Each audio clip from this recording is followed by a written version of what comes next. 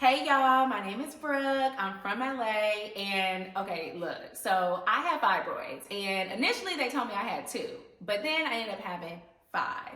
So it just really caught me by surprise and I'm just hoping that this video is helpful and it's just a lot of good information about your health and your body and I just hope that you guys get a lot from it. So in May, June 2020, I was starting to have like some weird stuff going on with my body. I was experiencing a lot of bloating, like more than the norm. Like we all like get bloating, right before our cycle. We, not even just get into our jeans or whatever.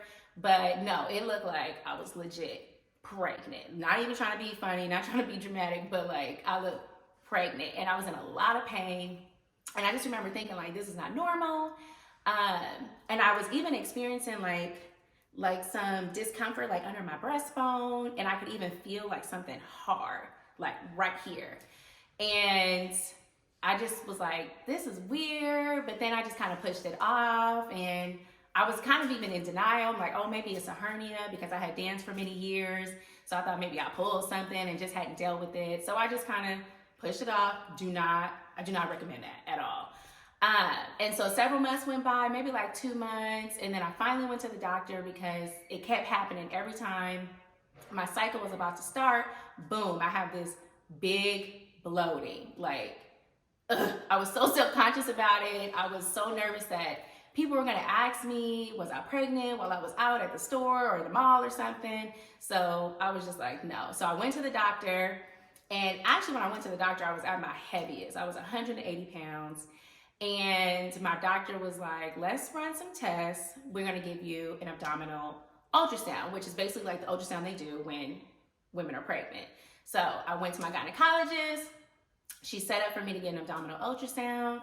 And they did find something, but they couldn't see everything. And so that's when my test results came back and it was like, oh, there's uterine fibroids. We think you may have 2 of them. I was so scared. I was like, oh my God. I was like crying all the time. And the minute you hear fibroids, first of all, I was 29 at the time. So you don't even like expect to have fibroids that young. You hear about this mostly in like older women, but no, that was not my story. And I just was like really scared. You hear fibroids and you also think hysterectomy, meaning no kids. And I do plan to have kids one day. So it was just really, really, really, really scary. I was self-conscious. I was crying all the time. I was sad. I was nervous. It was just like really overwhelming. So they couldn't really see what was going on with the abdominal ultrasound. They could see that maybe I had like 2, but they wanted to see more. So then they gave me a pelvic ultrasound, which is when they stick the thing in you. And that's like super uncomfortable, but they needed to do that, which is fine. So what happened was they did the pelvic ultrasound, and that's when they were able to see more of what was going on, inside of me, and they were able to get a better look at the fibroids. Still, they were saying like, oh, it's 2 uterine fibroids. They were maybe about the size of a mango. So I'm like, okay, what are the steps now? So my primary doctor recommended like out the gate, just change your diet. And it wasn't that I was like eating super crazy. Like I do love me some sweets. I got a sweet tooth, but I wasn't eating like bad. But I did it. Anything he told me to do, I did it. So he told me to eat more like plant-based foods. I was eating like lentils, more like raw vegetables. I was trying to be like more intentional about eating raw foods, raw vegetables, more salads, things like that. And I noticed a slight difference in my body, but I was still experiencing what I would call these flare-ups, where like my stomach would just get so bloated. And now the bloating was happening like in between my cycle. So not when my cycle was about to start, but like even after, and then like the weeks leading up to my cycle. So that was extremely uncomfortable. Again, going back to how self-conscious I was wearing like baggier clothes, and I was just so uncomfortable. It was just awful. I was calling my best friend all the time, like crying, like telling her how scared I was. Am I gonna be able to have kids? Even my boyfriend and I were trying to figure out like, what's going to be our plan moving forward. So we were just trying to not freak out, but we was freaking out. So it was just a lot. But in between, you know, them telling me to change my diet and me figuring out that I had, or me finding out that I had fibroids, I just changed my diet. I was working out. I was, you know, doing African dance. I was walking. I was, you know, going up hills, doing all of that. I was just trying to do my part. Still experiencing flare-ups, but, you know, it is what it is. And I just was also trying to like do my own research because I didn't want to completely rely on what the doctors were telling me, especially as a Black woman. I really wanted to, you know, make sure that I knew what was going on with my body, that I understood fibroids. And in my research, I was finding out like some of the things that contribute to fibroids growing on your uterus. And some of the things that were coming up were like, you know, alcohol, excessive or significant weight gain. But the one that spoke to me the most, that resonated with me the most, was stress. Now, this is the part that I really want to get into. Stress is a silent killer. I feel like it is one of the leading causes to a lot of the diseases that we see and hear about and experience in our bodies. And, you know, for many years, I was in a particular relationship that was very hard. And I believe that relationship, on top of just life stressors, you know, work, family, you know, all of that was clearly, I was holding it in my body. And for women, we hold a lot of our stress and our traumas in our womb. And that was definitely how my body was responding to those things. And that was a wake-up call for me, like going through this process and like doing all of my research and seeing that the stress that I had been experiencing for many years was now taking a toll on my health. And that was just like, you know, it was like heartbreaking, and you just come to these realizations and you start reflecting. So I am here to say, please, please, please keep your mental health in check. Take care of yourself. Do, you know, I journal a lot now. Talking about it, you know, going to therapy is also really good.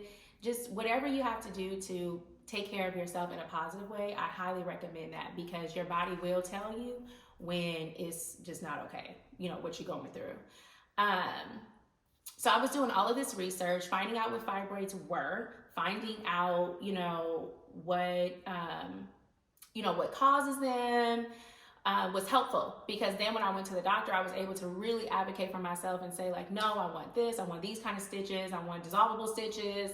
You know, what does this mean? Do I have to have a hysterectomy? What does it mean to have my uterus restructured? Like, I was just able to come in with my questions and be ready, instead of just being just completely just like lost and just allowing them to just tell me whatever.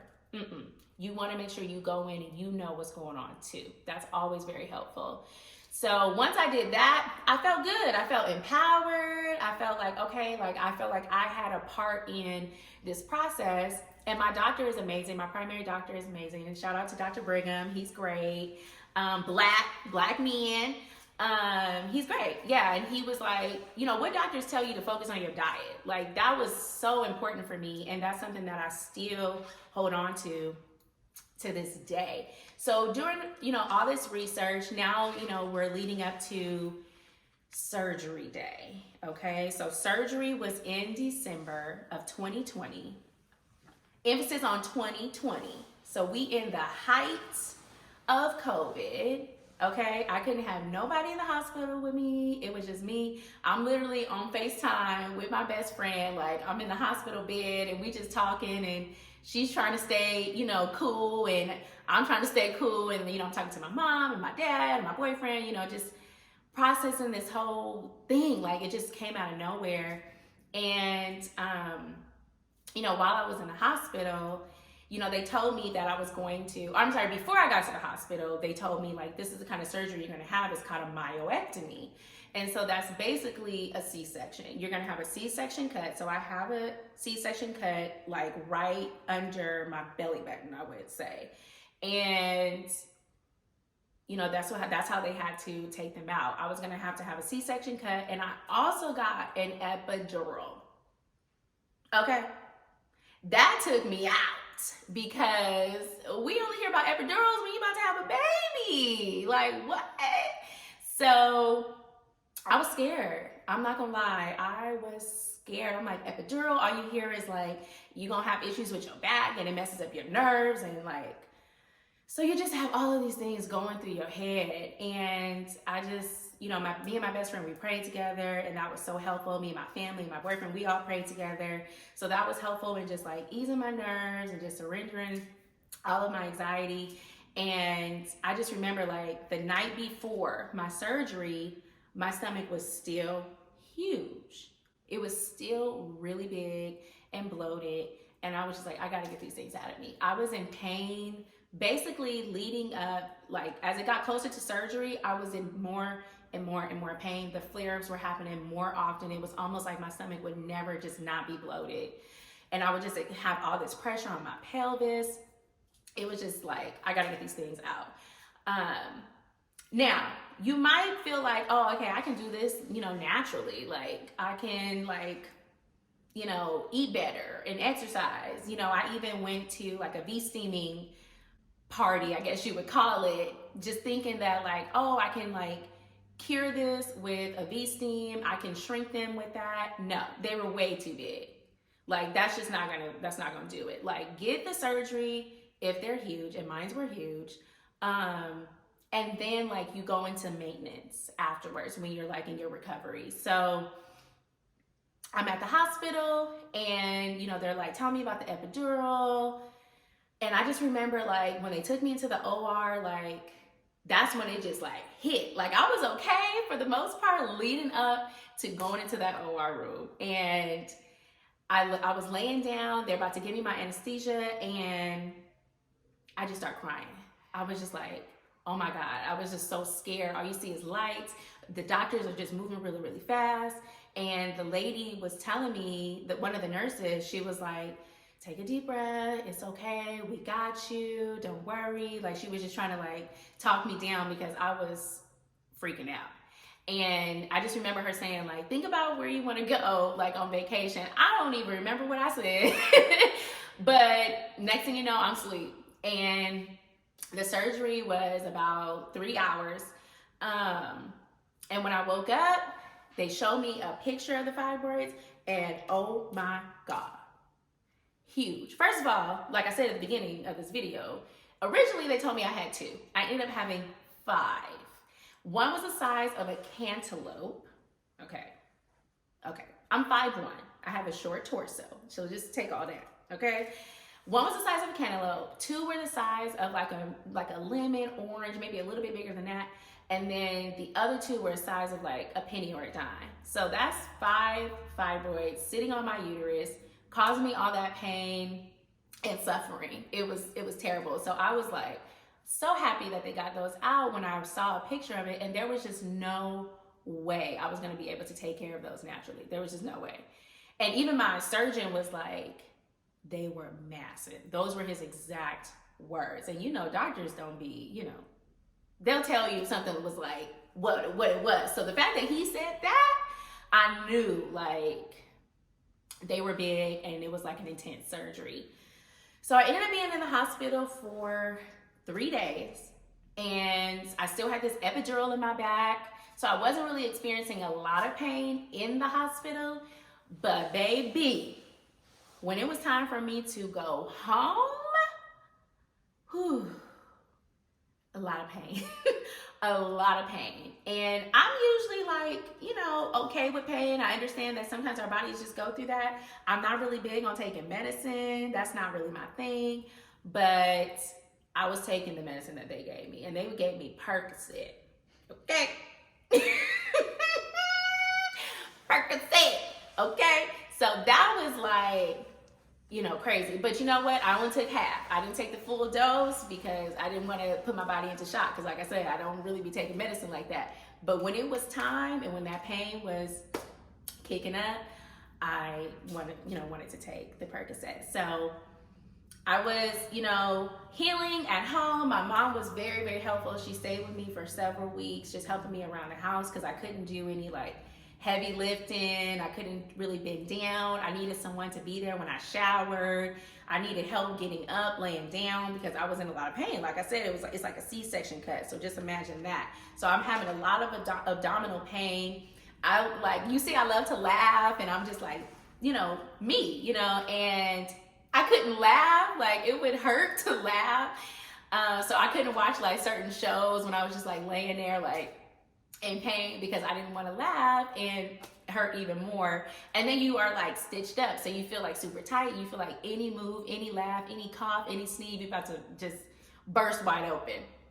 So that was just like a process.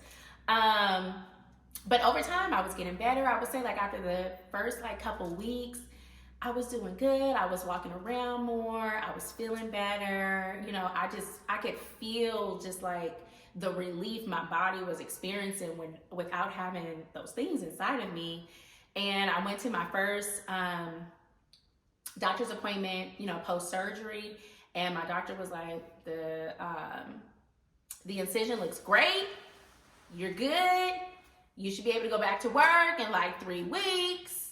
And they tell you, 6 to 8 weeks, you can go back to work. You're good. You can do this. You can work out. No, triple that. Okay, here we are. It was 2 years in December, and I'm still like experiencing a lot of sensitivity. I still, experience like, getting swollen, things like that. So really, I'm just here to say, like, as you're like healing and in the recovery process, your body is healing from the inside out. So you have to take that into consideration, and that I was not fully aware of. And I just remember like, okay, they told me 6 to 8 weeks, I'm good. I should have waited to go back to work. I should have waited a little bit longer. And I was like full blown, like back to working out, doing African dance and squats and all kinds of stuff, jump rope. And I noticed that my stomach was swelling, and I'm like, hold up, like my stomach's supposed to be flat and I'm supposed to be cute and I'm supposed to be losing weight, like what's up with this? And I went to my doctor, and he was like, cut it, like I need you to sit down. You had a major surgery. This is going to take some time. Thank you to my primary doctor, because my surgeon had me out here thinking I could skydive, and that was not the case. So I listened, and he was like, all I want you to do is walk. That's it. No African dance, not even doing like high intensity, hiking, things like that. He was like, just walk. And I love it. It's like really become a part of my everyday lifestyle. I walk about 4 days a week. I do about 5 miles. It's a low impact exercise. I don't have any more swelling, and I can tell my body is just healing gradually. And I'd rather that than me doing extra thinking I'm okay, and now I'm like causing more issues, because then they told me like, be aware of scar tissue and scar tissue building up, and now they got to go back in, take that out. And then I don't want anything to get in the way of me having kids in the future. So I started walking, and some of the other things that I started to do as a part of like my recovery and healing process is I completely changed my eating and my just lifestyle as a whole. I went vegan April 1st, 2021, and I've been vegan, it'll be going on 2 years. Because one of the other things that I had noticed, or that I was like seeing in my research, was dairy was a really big thing when it comes to tumors, growing in our bodies. And so once I read that and got that information, I was like, okay, I just want to change my complete lifestyle altogether. And I love it. I love being vegan. But let me say this, if you're going to be vegan, you got to be mindful to be as plant-based as possible. Like, try to eat, your raw veggies, your fruits, have like juices, drink lots of water. Like, I know the vegan junk food is like cool and it's fun, and you might want to like do that in the beginning because you're learning, but over time, like ultimately that's not good for you either. Because that stuff is still processed, it's made with chemicals, and it's just not good. So just don't do that. So I try to be as plant-based as possible, which I think I'm doing pretty good at. And yeah, so healing and recovery has been a journey. It is a process. Like, I really want to emphasize that. It is a process. Do not think you about to just hop, skip, jump, run, because that's not going to happen. No. Really allow your body to heal and, you know, let it take its time. Let it take its time, and it does require patience, because I was like, oh, well, I can't do like my crunches or my sit-ups because I still like need to tone my stomach. That area where the incision is not that tone, but I'd rather be healthy and feeling good, and I do. I feel amazing. I don't have any more back pain. I don't have any more pelvic pain. I used to have like weird like back spasms, and now that I know I have fibroids, I know where that was coming from. So I don't have any of that, and I just feel like my hormones as a whole are just more balanced. I prioritize my mental health. I try to make sure I keep my stress down as best as I possibly can. And yeah, so you just have to like change your priorities and really just focus on your health, because we only got one body and we all getting older, okay? So yeah, so once I started like doing all of that, I was just noticing a change, and I've gone to the doctor. They've done their checkups. Everything looks good. I'm healing well. My incision looks good. And so I just try to stay consistent and just make sure that that I'm just doing my part, you know, because I don't know what's going to happen in the future. My gynecologist has told me like it's a 50-50 chance they can come back. I'm not giving that no power. I'm not even gonna focus on that. I'm gonna just keep doing my part. And when it is time for me to start trying and having kids, you know, we will cross that bridge when we get there. That's how I feel about that. But overall, right now, I'm just so happy that I feel good. I feel amazing. I feel more confident in my body. I even dress different. Like, I'm just like, what's that? Hey. So yeah, I just really wanted to like share all this information and, you know, really just take care of your bodies. Like, if you don't take nothing else away from this video, take care of your bodies. Really pay attention to the signs when your body is changing. You know, some of the things that also stood out to me when, you know, when you look back is my cycles were really heavy. And one of the things that they say is to look out for even the color of the blood. Like, a dark red is not generally a good sign. It's not a good sign that your eating is good. It's not a good sign that, you know, you might have something going on in, you know, with your womb or, you know, your uterus or whatever. So pay attention to that. And then also, since I've had this surgery, my cycle is like 2 days. Like 2.5 maybe, and I have like a day and a half of like a heavy flow, but even my flow is different and it's a bright red, and that's like a good sign. That means like everything is moving and grooving and it's healthy and we good. But yeah, my cycle is like, yeah, it's like 2.5 days, and I love it. It's just like the first day, you know, we always dying on the first day, but after that it's just easy peasy. And I'm good. So I hope that all of this was helpful. And if you have questions, please comment below. I am happy to answer them. And I just hope that you guys take away from this like some good information about your bodies and your health and stress and your mental health, because it all has an effect on us. All right. Thank you.